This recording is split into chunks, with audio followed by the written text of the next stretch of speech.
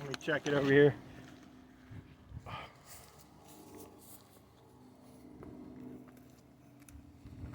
Yep, that's good.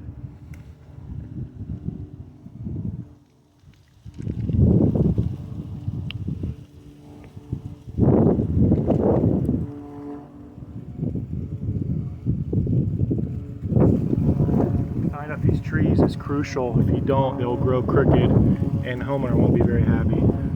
So right here we're running these 6-foot poles into the ground, tying them up with landscape strapping, making sure they're nice and straight and they'll grow properly in the long run.